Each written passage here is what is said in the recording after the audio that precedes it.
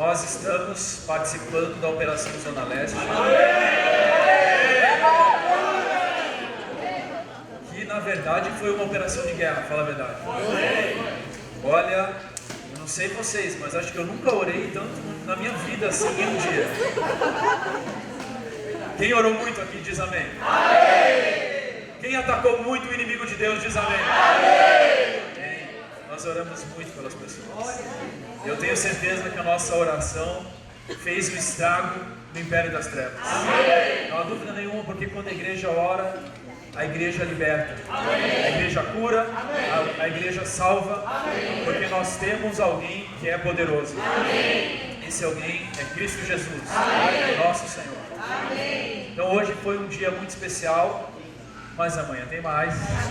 Amanhã vai ser mais intenso ainda. Eu imagino até que os principados e potestades estão lá meio, cambaleando. Foi aquela tiro certeiro neles. Mas amanhã eles nem imaginam o que vai acontecer ainda. Vai ser pior ainda para eles. Porque todos nós aqui estamos revestidos com a palavra do Senhor, com a vida do Senhor, com a pessoa do Senhor. Amém? E eu queria falar um pouco hoje sobre 1 Coríntios 1, capítulo 1, versículos 23 e 24. Quem tiver com a Bíblia aí, com a espada do Espírito, que é a palavra de Deus, por favor, pode tirar sua espada aí para a gente atacar. 1 Coríntios 1, capítulo 1, versículo 23 e 24. Em pé, claro. Eu quero saber o que vocês pregaram hoje. Vamos ver, vamos ler juntos. Mas nós pregamos a Cristo crucificado, escândalo para os judeus, loucura para os gentios, mas para os que foram chamados, tanto os judeus como gregos, pregamos a Cristo, poder de Deus e sabedoria de Deus. Agora capítulo 2, versículo 2. Porque decidi nada saber entre vós, senão a Jesus Cristo e este crucificado. Versículo 4. A minha palavra e a minha pregação não consistiram em linguagem persuasiva de sabedoria, mas em demonstração do Espírito e de poder, sim, para que a vossa fé não se apoiasse em sabedoria humana, e sim no poder de Deus. Amém. Pode sentar.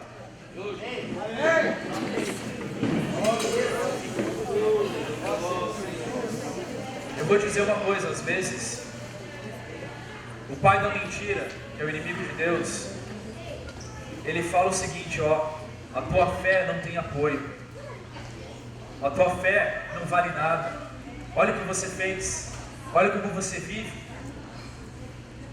Mas a nossa pregação, aquilo que nós pregamos, aquilo que nós falamos, é Cristo e este crucificado. E a nossa fé é sim baseada, não em sabedoria humana, mas é baseada no poder, no poder de Deus. E esse poder, ele é Cristo. A nossa vida, a vida cristã, não é uma vida, qual que é o antônimo de poder? É a fraqueza. Ela não é uma vida fraca, miserável. Ela não pode ser. A vida cristã deve ser uma vida cheia de poder. A nossa vida, a sua vida, tem poder? Amém?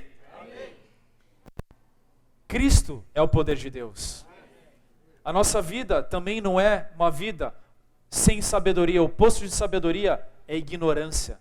Nós não somos ignorantes. Outrora nós andávamos na ignorância.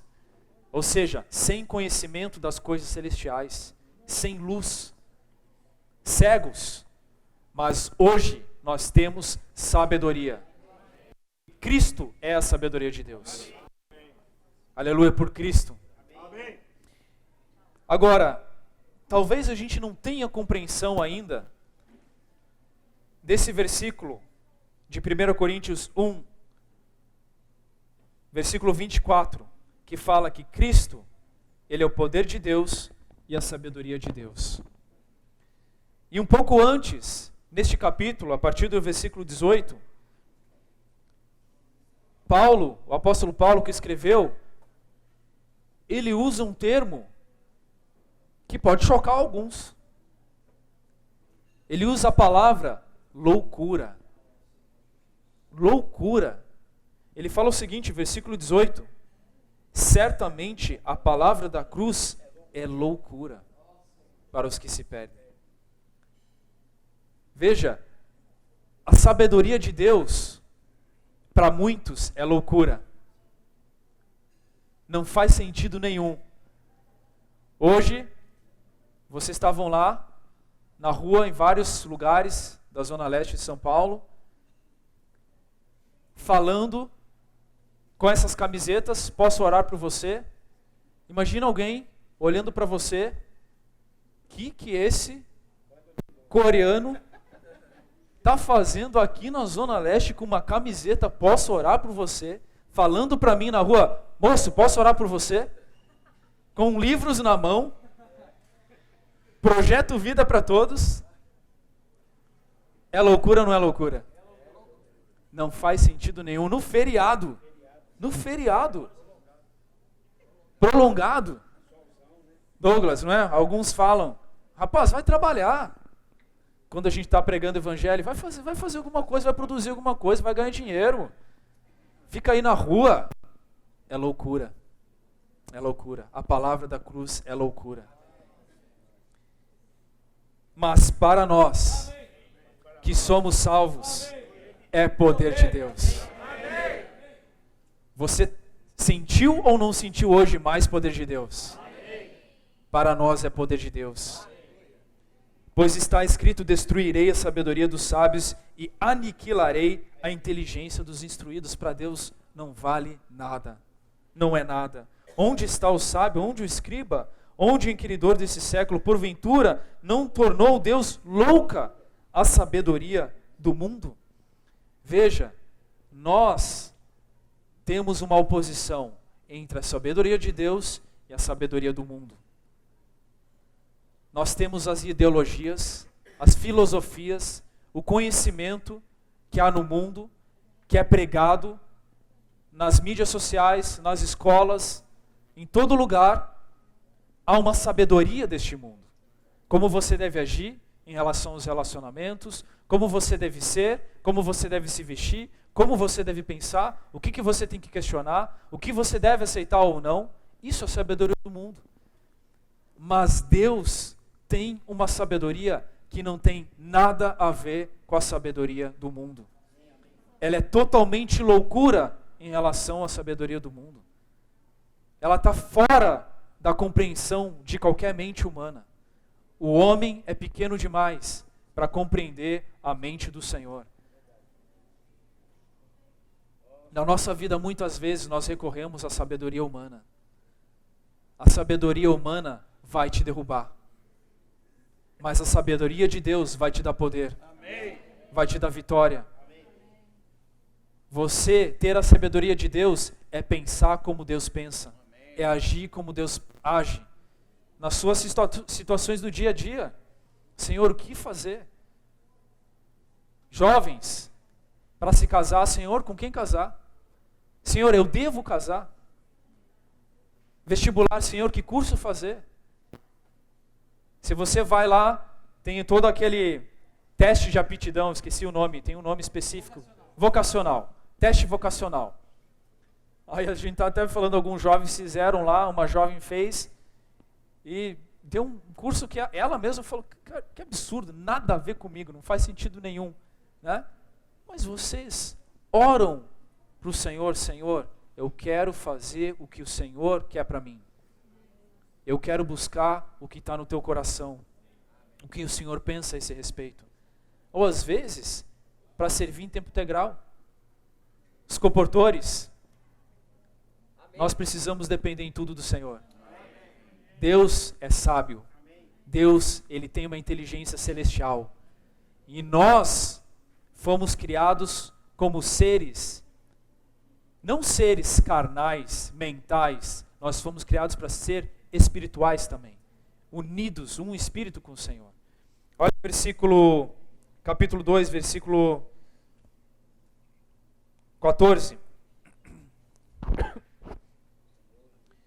Ora, o homem natural, ou seja, aquele que vive de acordo com a sabedoria humana, não aceita as coisas do Espírito de Deus. Às vezes o Espírito de Deus está te falando, faz isso, ou não faz isso, se consagra mais a mim. Senhor, mas eu tenho hoje uma aula importante. Mas e se o Senhor falar que naquele dia Ele precisa de você? Mas às vezes a gente, não, tem a minha regra, a minha caixa, né? O meu procedimento. O homem natural não aceita as coisas do Espírito de Deus porque eles são loucura. Deus não é um Deus todo certinho, todo dentro da caixa. Deus é um Deus que há uma sabedoria que muitas vezes parece loucura para a gente. Mas Ele é Deus. E eu prefiro aceitar e viver essa loucura na minha vida a viver uma vida de acordo com aquilo que é humano, que é natural. O Senhor é sobrenatural. E não pode entendê-las, porque elas se discernem espiritualmente. Nós não podemos viver de acordo com a nossa mente. A nossa mente só está preocupada com as coisas da terra. O nosso espírito está preocupado com as coisas celestiais. As coisas do Senhor, as coisas da nossa vida, não deveriam ser discernidas de acordo com a sabedoria humana. Em tudo na nossa vida, nós precisamos discernir espiritualmente. Olhar com os olhos da fé. Moisés, Hebreus fala que Moisés, ele via o invisível. Amém. Que louco. Se você falar para alguém, eu estou vendo o invisível. Essa pessoa vai olhar para você, você pode ir para o manicômio. Você vai olhar o invisível lá porque você está estranho. Mas ele via com os olhos espirituais. Ele via com os olhos da fé. Ele via o que ninguém vê. Vocês hoje, quando tomaram a decisão de vir aqui, vocês viram o que ninguém mais viu. Se você fala para as pessoas, eu fui, o que você foi fazer no feriado? Não, eu fui pregar o Evangelho, tem até a nossa meta lá, né? Toda bonita a nossa meta no slide lá. Fui para produzir o filho varão, para preparar a cidade de São Paulo para os tempos finais. Que é isso, rapaz? Filho varão, tempos finais, deserto. Loucura. Loucura, não é? Mas essas coisas são espirituais. Nós precisamos usar os olhos da fé. Nós não podemos ser uma geração que vive pelo que vê, pelo que sente. Que tem uma dúvida, joga no Google. Que não sabe esperar a visão do Senhor. Que não sabe esperar vir o discernimento espiritual. Que tudo é material. Nós temos que ser espirituais. Eu não digo aqui no sentido de viver também alienado das coisas. Não. Espiritual no sentido de estar 100% conectado com Deus que é Espírito. Guiado por Deus. Conduzido por Deus. Versículo 15, porque o homem espiritual julga todas as coisas. Nós precisamos ter filtro. Nós não podemos aceitar todas as coisas que vêm da sabedoria humana. Essas coisas não têm nada a ver. Nós temos ouvido que a igreja é uma cultura única. É uma nova cultura, nada a ver com a cultura do mundo. Totalmente distinta, única, porque o nosso Deus é único, é santo. Mas Ele mesmo não é julgado por ninguém. Pois, quem conheceu a mente do Senhor que o possa instruir? Nós, porém, temos a mente de Cristo. Que maravilhoso. Você já pensou? Eu, às vezes, no grupo lá dos jovens da minha região, eu falo para eles, quando vocês estão estudando, ou vão fazer uma prova, quem que é o mais sábio desse universo? Quem que sabe biologia? Quem que inventou a biologia? Quem inventou matemática? Quem inventou física? Química? Quem sabe? Aproveita neste momento e receba a mente de Cristo, porque Ele sabe todas as coisas. Não é para você parar de estudar, não começa a se aproveitar, né? Não, agora não preciso mais estudar. Não, não é isso. Quando estudar, estuda com a mente de Cristo.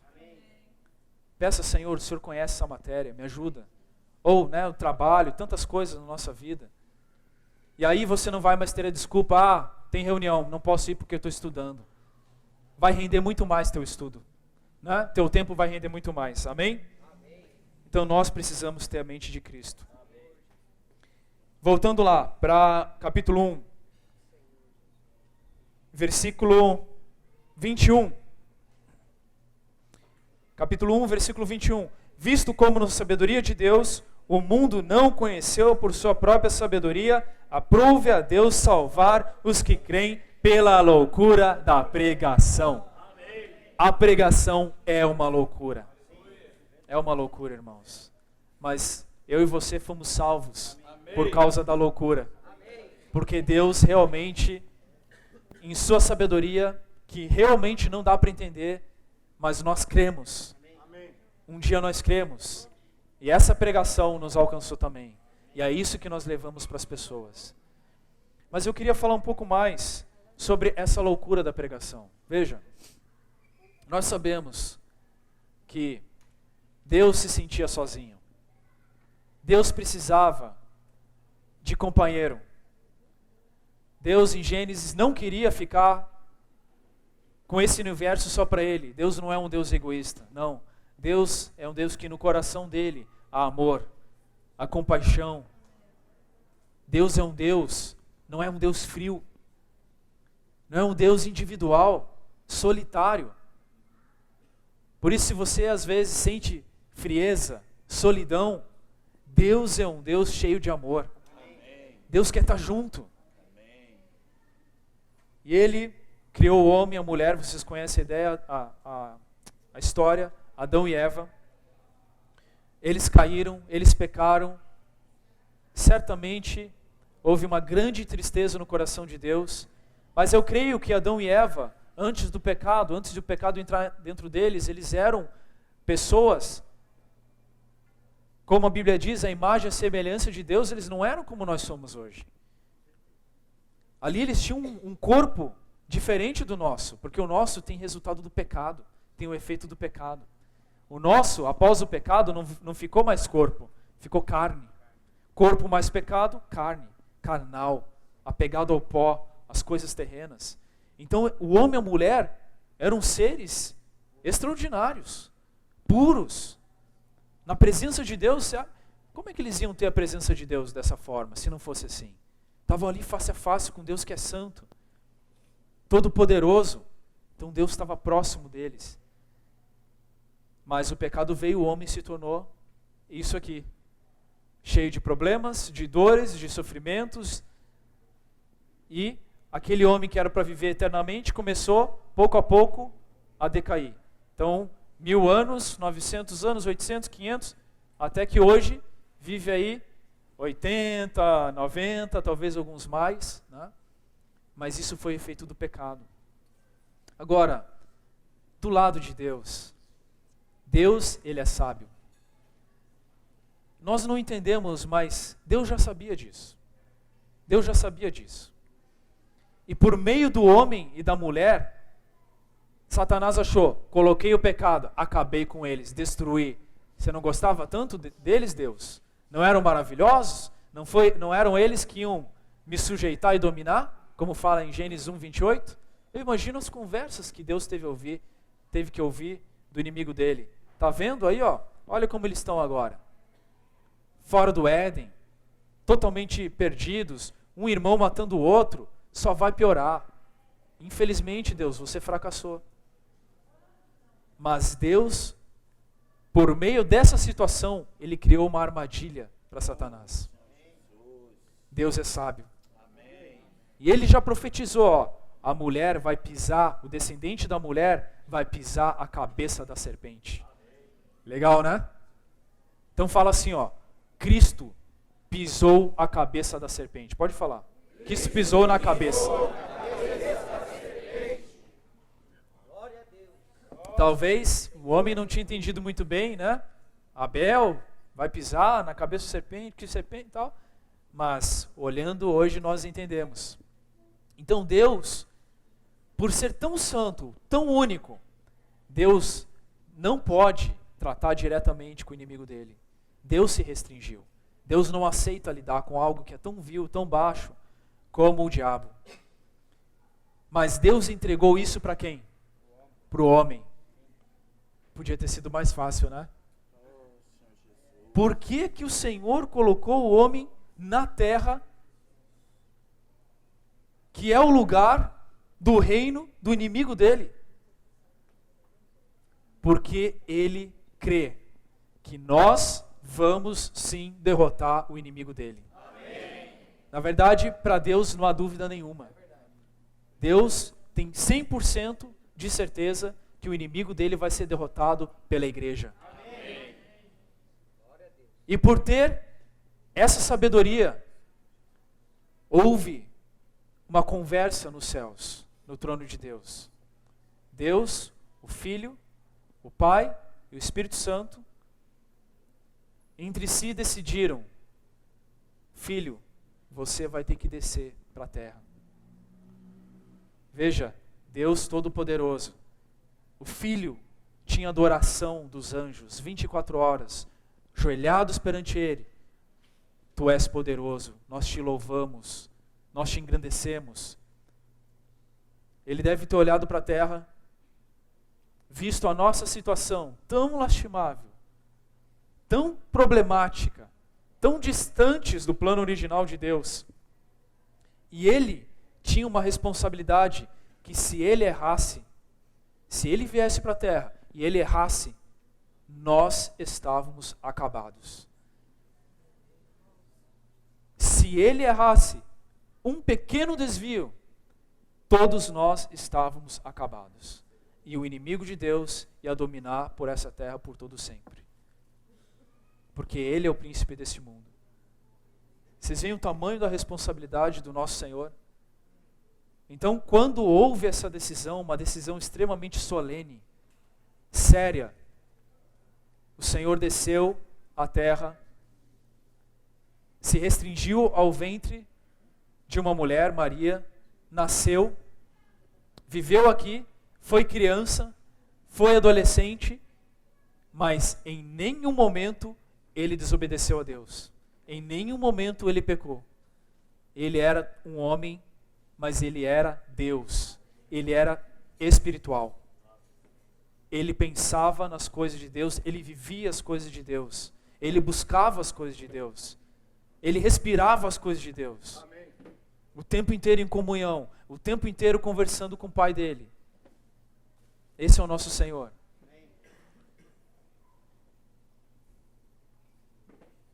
E ele foi tentado em Mateus 4, nós vemos a tentação dele. E Satanás, no momento em que ele começou, que o Senhor Jesus começou o ministério, foi até ele, tentou ele, mas ele foi envergonhado, saiu envergonhado, né? Se ele errasse, estava tudo perdido. Ele foi envergonhado. E esse Senhor na terra, ele quis provar o que o homem vivia aqui. O que é a natureza do homem. O que o homem sente. Sente frio, sente fome, ansiedade, depressão, angústia, tristeza, alegria, regozijo, de estar junto com os outros, de falar. O Senhor, ele provou todas as coisas, porque faltava nos céus o elemento humano. Faltava a humanidade para Deus experimentar. Até aquele momento, Deus ainda estava distante do homem. Sem Cristo, Deus era Jeová no Antigo Testamento. Então, era uma relação mais impessoal, era uma relação mais que Deus não conseguia se aproximar, ele queria, mas não tinha aquele vínculo, não tinha aquele, né, aquele sentimento mútuo entre o homem e Deus. Deus parecia pensar numa coisa e o homem não fazia ideia do que Deus estava pensando. Um ou outro homem conseguia tocar no coração de Deus no Antigo Testamento. O povo de Israel, você acha que eles entendiam mesmo o tabernáculo lá, aquela, né, que a gente viu na conferência em São Paulo? Uma nuvem, a coluna de fogo, todo mundo no deserto, tal, não entendiam. Moisés entendia. Moisés tinha comunhão com o Senhor, mas o povo em geral, totalmente longe do que Deus queria.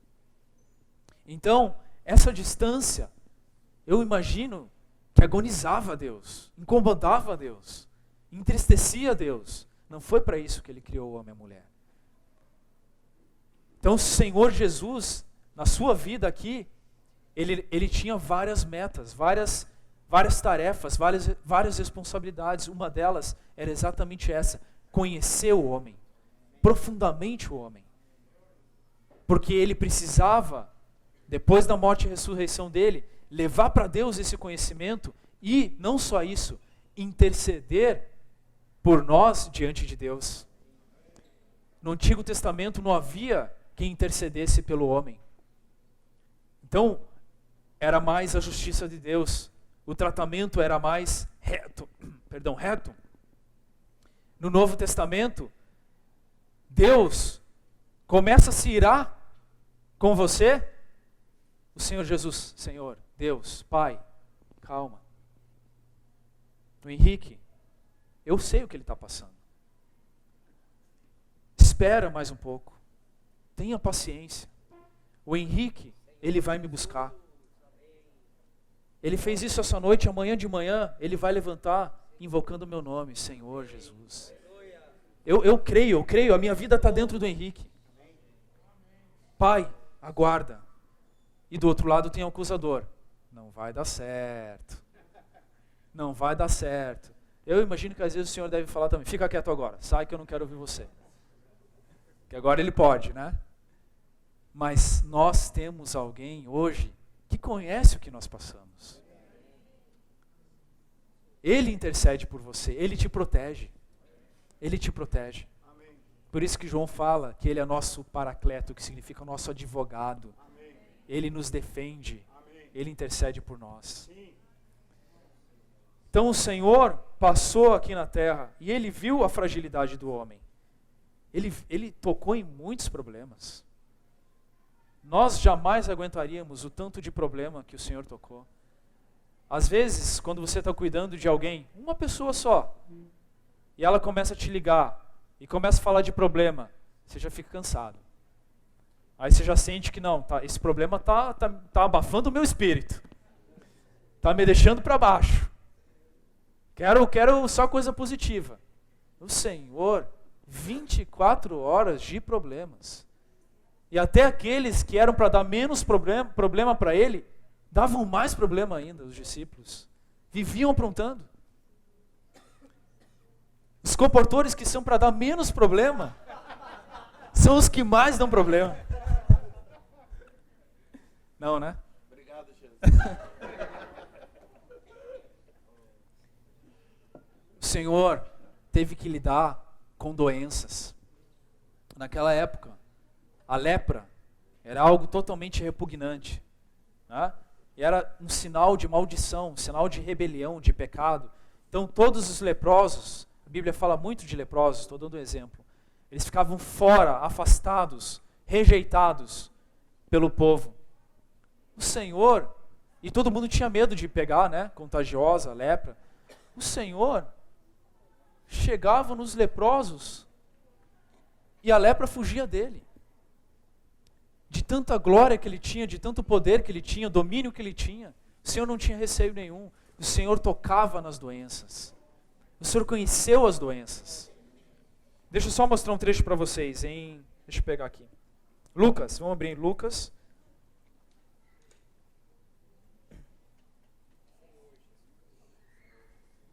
Perdão, Marcos 9.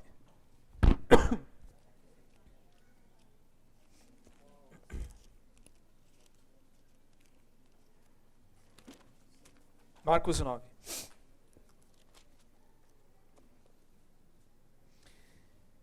Tinha um jovem possesso de um espírito, né?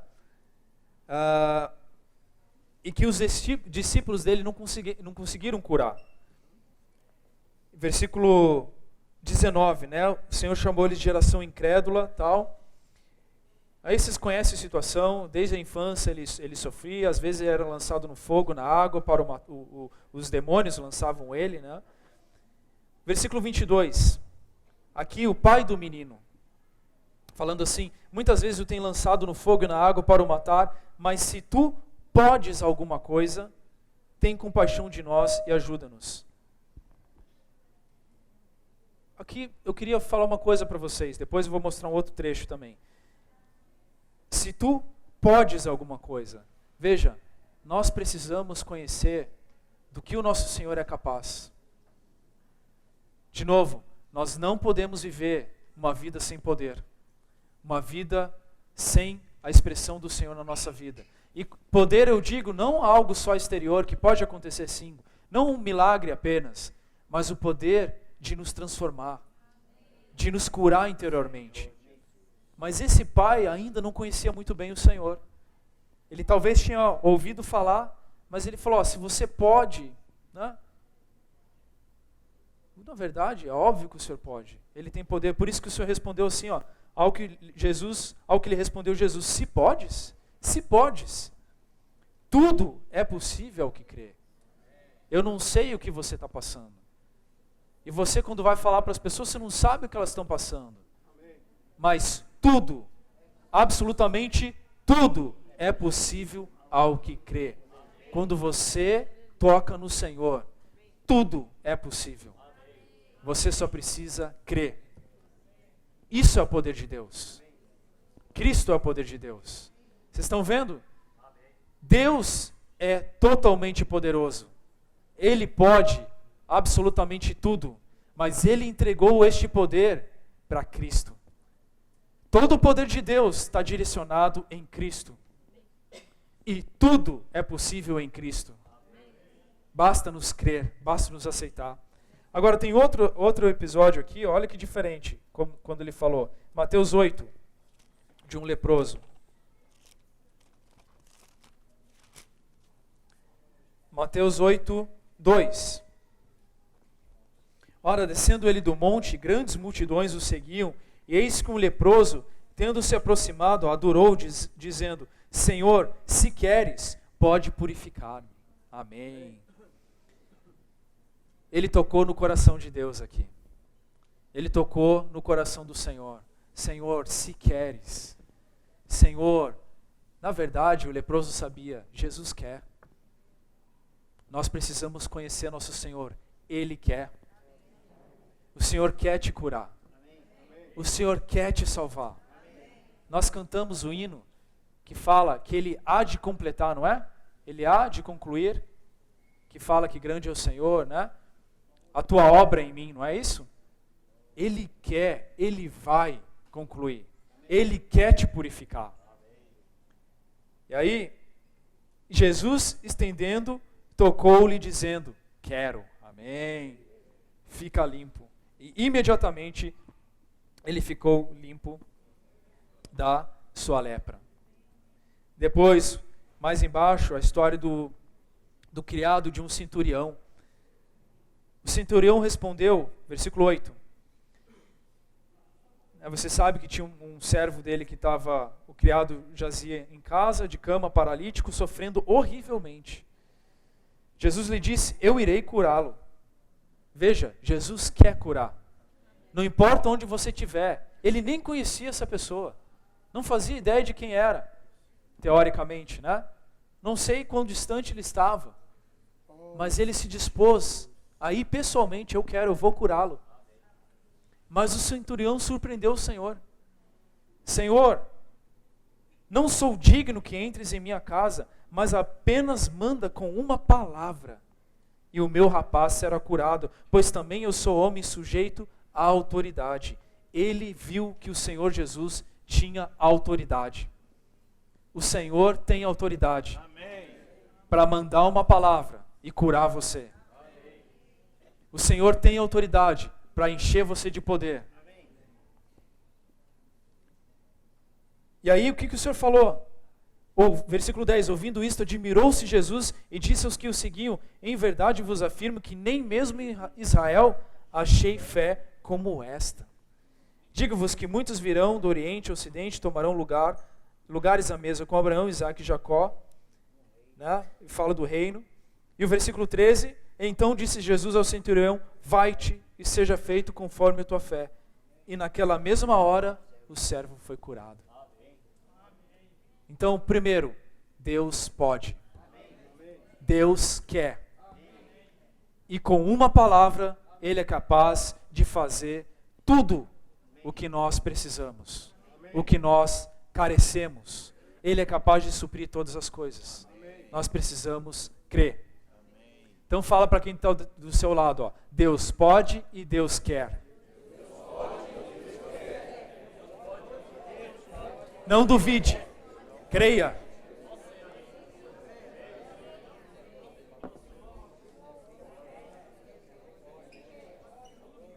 Então o Senhor enfrentou muitas coisas na terra.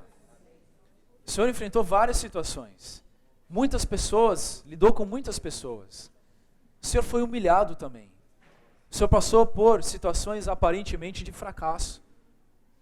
Nós saímos hoje para pregar o Evangelho. Às vezes você não sente fracassado. Você fala com, posso orar com você? A pessoa te olha assim, que orar o quê? Posso orar com você? Não. É ruim tomar não, né? Mas é só uma oração rápida. Não. Posso orar com você? Estou com pressa. Quantas estou com pressa? Vocês ouviram? Hoje o meu mais novo, o Theo, ele pegou o jeito já, da comportagem dinâmica. Aí uma hora ele já não queria mais que eu segurasse os livros, ele pegou os livros de mim, quis ficar com os livros e tal. E aí ele começou a falar, posso orar por você? Posso orar por você? E as pessoas, né, tô com pressa, tô com pressa. Ele olhou para mim, pai, todo mundo com pressa? Aí passou um menino, menininho, posso orar por você? O menininho olhou para ele e falou, pai, poxa, tá difícil. Olha, o Senhor passou por muito sofrimento, muita humilhação, muito não. Se o próprio Senhor, que era Deus, que fazia o que Ele fazia, foi rejeitado e humilhado, quanto mais nós. Quanto mais nós, fica feliz de sofrer. Fica feliz, nós não somos dignos de sofrer, nada aqui, né, não chega aos pés do que o Senhor passou. O Senhor foi humilhado, ultrajado. O próprio Deus, Criador, aqui na terra, as pessoas não entendiam o Senhor. Porque o que Ele falava era loucura. O que Ele pregava era loucura. O Senhor falou uma vez, o meu corpo é comida, o meu sangue é bebida. Escandalizou todo mundo. Não, imagina o Senhor, não, pessoal, não, calma, não é isso, veja. O que eu estou dizendo, Senhor, puxa, não era entendido, não era compreendido. E hoje você está na sua faculdade, no seu trabalho, acontece uma situação, você já não vou mais me reunir. Ou na igreja, não, aquele irmão, não dá mais, eu não quero saber mais, me humilhou, estou sentindo humilhado. Como pode? Quem é Ele para falar assim comigo? Irmãos, nós precisamos da humanidade do nosso Senhor. Ele falou que no meio de vós eu sou como quem serve. O Deus Altíssimo falou que no nosso meio é como quem serve. Então o Senhor, Ele experimentou a vida como homem, que é retratado no Evangelho de Lucas, principalmente, essa é a ênfase, mas o Senhor também veio para servir. Servir a Deus, mas servir os homens. Beijou, lavou os pés dos outros. Estava o tempo inteiro cuidando, servindo, pensando. Aqui a gente chama, vamos arrumar a mesa, pessoal. Aí vem dois só. Cadê os que servem? Aí tem que apelar, né? Cadê os homens desse lugar? Aí aparece os caras, né? Tudo peito estufado, né? Tudo imitando o leão. Nós precisamos servir. Nós precisamos servir. O Senhor, Ele veio para servir. Mas, e Evangelho de Marcos mostra ele como servo, né? Mas o Senhor também veio aqui como rei do reino dos céus. Esse rei do reino dos céus também não foi compreendido. Os judeus achavam que ele ia libertar o povo da opressão dos romanos, de Roma, do Império Romano. Quando viram que o Senhor não pegava em espadas, não tinha armas, não estava fazendo rebeliões, começaram a falar que rei coisa alguma, esse aqui não é o nosso líder. Loucura. Que rei é esse? Ele era sim rei. Ele era rei. Mas é um rei que a entrada triunfal dele foi em cima de um jumento, em Jerusalém. Certo? Mas ele veio como rei. Ele falou das coisas do reino. Ele reinou em vida. E isso está no Evangelho de Mateus. O Evangelho de João, o quarto Evangelho, mostra que ele veio também como Deus. Ele veio para dar vida. Ele estava na esfera celestial. Ele é o Espírito. Amém? Então, essa sabedoria de Deus em trazer o Senhor, em deixar o Senhor aqui na terra para viver esses 33 anos e meio, é uma loucura, irmãos. É uma loucura. O Pai enviando o seu Filho para uma missão extremamente arriscada, no meio do reino, do principado, do inimigo dele, com alto risco de pôr tudo a perder. Por isso que o Senhor, agora talvez vocês entendam melhor, por isso que o Senhor, antes de morrer, as lágrimas dele eram sangue. A angústia que ele sofreu, porque ele não queria. Por um lado, ele estava com receio como homem de ir para a cruz. Ia ser muito doloroso. Ele estava com medo de até não suportar, de não chegar até a cruz. De tanta dor, de tanto sofrimento. Ele estava com medo de errar. Por isso o Senhor estava desesperado. Por isso que ele olhou para os discípulos, e os discípulos dormindo. Sinceramente, todos nós aqui dormiríamos. Vocês já estão quase dormindo aqui. Né? E não são nem 9 horas ainda. E lá era madrugada. Estavam cansados, justo dormir. Mas é que eles não estavam conseguindo sentir o que o Senhor estava sentindo. O desespero que havia no coração dele. A angústia, a depressão que ele estava passando. Naquele momento tão importante, ele ficou sozinho. Ele ficou sozinho.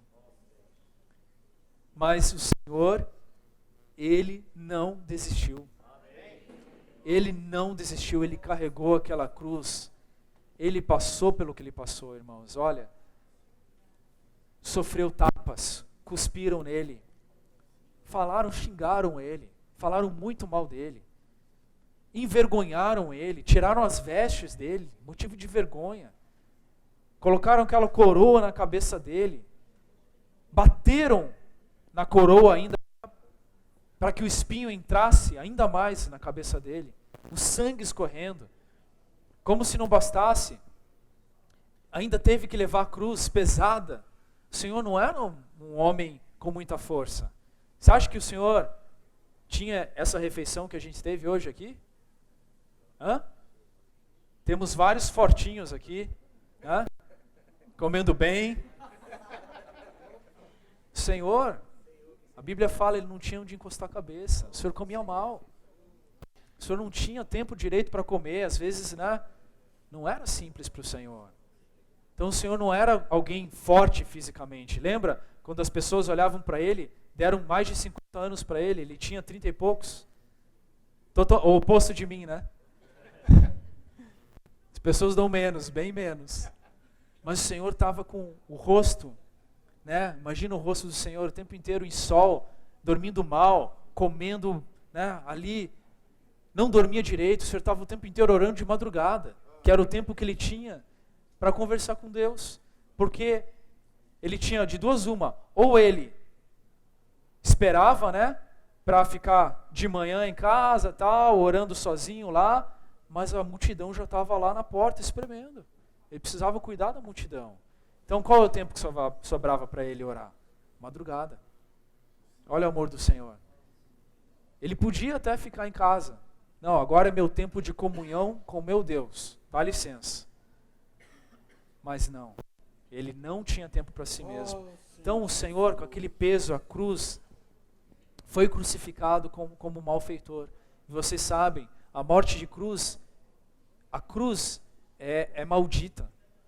Né? É a morte de vergonha. É uma morte de vergonha, além de ser extremamente dolorosa. E ao lado de malfeitores, o Senhor morreu, o Senhor desceu até o Hades, nós falamos hoje de manhã, mas, eu não sei, estou inferindo, imagino que com a morte do Senhor, Satanás deve ter falado, ufa, chega, agora esse aqui pelo menos na região da Palestina, Israel aqui, não vai mais fazer estrago, está limitado o efeito, vamos recuperar o meu reino aqui. Com o tempo a gente recupera. Mas o Senhor morreu, desceu até o Hades. Quando o seio de Abraão, a parte boa ali, era para, bom, agora ele vai dormir, como os outros que creram no Senhor dormiram. Quando achou que ia ficar tranquilo ali, o Senhor falou, pregou, libertação. O Senhor pegou a morte que deixava todos cativos, que prendia todos, pegou a morte e levou cativo o cativeiro. Ou seja, agora a morte, ele domina.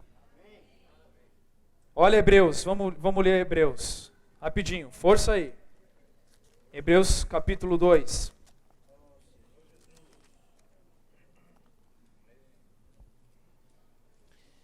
Versículo 14. Visto, pois, que os filhos têm participação comum de carne e sangue, desse também ele igualmente participou, para que por sua morte destruísse aquele que tem o poder da morte, a saber, o diabo, e livrasse todos que pelo pavor da morte estavam sujeitos à escravidão por toda a vida. Então o Senhor ascendeu, ainda ficou um momento na terra, subiu aos céus, está ao lado de Deus, à destra do Pai, que é o lugar mais poderoso de todo o universo. E hoje o Senhor se tornou Espírito e habita em cada um de nós. Por um lado Ele é Espírito, por outro lado Ele está lá nos céus. E Apocalipse retrata que quando Deus foi abrir o livro, que estava cheio de selos, o livro que trata de toda a sabedoria de Deus, que até então, imagino eu, que até os anjos não tinham muito conhecimento, né? Não sabiam exatamente o que Deus estava fazendo, o filho dele foi, né? Venceu, está aqui ao lado, mas qual é o plano de Deus, qual é a sabedoria de Deus? Quando Deus colocou lá aquele livro, pronto, quem vai abrir o livro? Com toda a minha sabedoria. Ninguém conseguia abrir o livro. Houve silêncio. Um momento de grande tensão. Até que um cordeiro, como que tendo sido morto, apareceu. Eu abro esse livro, deixa comigo. Irmãos, deve ter dado um alívio geral. Todo mundo, ufa, graças a Deus por Cristo. Ele abriu o livro. Ele foi o único capaz de desvendar o mistério que estava oculto, de abrir ao homem, à igreja, a sabedoria de Deus. Ele é a própria sabedoria de Deus. Então hoje, para terminar, né? Em 1 Coríntios, quando a gente leu aqui, que Cristo é o poder, e Cristo é a sabedoria de Deus. Cristo é o poder porque não há nada acima dele. Cristo é o poder porque tudo é possível ao que crê. Cristo é o poder porque Ele experimentou a humanidade, porque Ele veio para a terra, Ele venceu, Ele é vitorioso, Ele não é derrotado, Ele não é fracassado, Ele nunca perdeu, Ele nunca fracassou, Ele sempre venceu e Ele vai continuar vencendo. Por isso que o nome dEle está acima de todo nome, por isso que nós invocamos o nome dEle. Quando você invoca, você não pode falar assim: ó Jesus, ó Jesus. Não. É ó Senhor Jesus. Ele é Senhor. Ele é Senhor. E eu e você devemos reverência a Ele. E quando fala Senhor, você tem que lembrar, Ele tem autoridade. Ele tem poder. A autoridade dele é irrestrita. Ele pode. Quando você fala Senhor Jesus, você tem que lembrar, você também recebeu essa autoridade. Quando você fala Senhor Jesus, os céus têm que estremecer. A terra tem que estremecer. Nós não invocamos um nome qualquer. Nós não invocamos nome de homem. Nós não invocamos um nome de alguém que é fraco. Nós invocamos o nome de um Senhor, que está acima de todo nome que se possa referir, do passado, do presente, do futuro. Nunca vai ter nenhum outro nome superior ao nome dele. Porque ele está sentado no trono. Ele está sentado ao lado do Pai. E ele é poderoso. E ele também é a sabedoria. Irmãos, vamos buscar em todas as coisas Cristo, a sabedoria de Deus. Tudo que ele fez, tudo que eu falei aqui, muito resumidamente, né? Toda essa sabedoria, essa loucura da pregação, é ou não é uma loucura? O Filho descer, passar por tudo isso, morrer, descer, ascender, virar o Espírito, entrar em cada um de nós, trono, cordeiro, é uma loucura essa pregação. Mas ela é a sabedoria de Deus. Não tenta usar tua mente para as coisas de Deus. Você é pequeno demais para usar a tua mente para entender as coisas de Deus. Usa o teu espírito. Usa a tua fé. Por isso que Paulo falou: Coríntios, vocês gostam da sabedoria humana, da filosofia, do conhecimento. Isso não tem nada a ver com Deus. Isso não tem nada a ver com a sabedoria de Deus. Vocês, eu não vim aqui falar palavras persuasivas. Eu podia até chegar aqui e começar a falar um monte de palavra bonita. Cheio de, falar coisas só que vocês gostam. Coisas que vocês querem ouvir. Pelo contrário, eu vim em fraqueza. E por isso mesmo, eu dependi de Deus. Para quê? Para que a vossa fé não se apoiasse em sabedoria humana, mas, e sim, no poder de Deus. Amém. Vamos ter uma vida cheia de poder. Amém. Vamos? De novo, esse poder não é só um poder em relação às coisas exteriores. Esse poder é uma pessoa. E essa pessoa está dentro de você. Essa pessoa quer se expandir no teu interior. Essa pessoa quer se expandir para a tua emoção, para a tua mente, para a tua vontade. Quer que a sua vida, nas suas decisões, haja poder. Na sua pregação haja poder. No seu testemunho haja poder, autoridade, vitória. Na sua oração, na sua batalha espiritual, poder. Nas nossas reuniões, poder. Quando a igreja se reúne, a igreja tem que expressar poder para esse universo. Não podemos, irmãos, por favor, não podemos vir para as reuniões. Eu entendo, claro, a reunião é para dar um gás, para nos ajudar. Mas, irmãos, se você está aqui, você precisa expressar o poder de Deus. Amém. Você precisa inflamar os outros com o poder de Deus. E as nossas reuniões têm que estar cheias da sabedoria de Deus. As pessoas quando falam com você, seus colegas, puxa, não tinha pensado nisso. A sabedoria, a inteligência, há alguma coisa diferente nessa pessoa.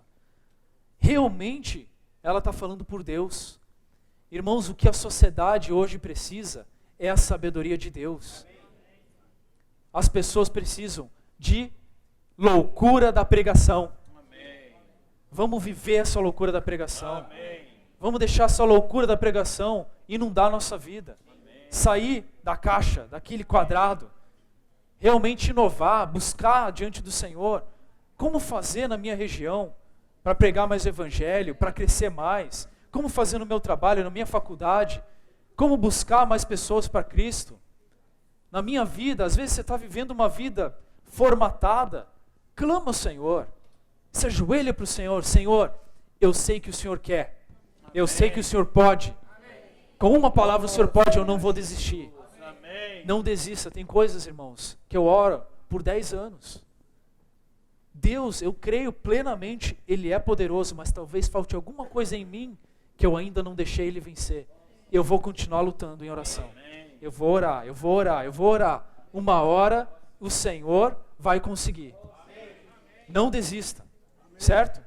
Amanhã, quando nós formos sair, vamos sair passando essa pregação que é loucura, sem se preocupar em ser envergonhado, em ser humilhado, mas se preocupar, como Douglas nos ajudou hoje, a levar Cristo, poder de Deus e sabedoria de Deus.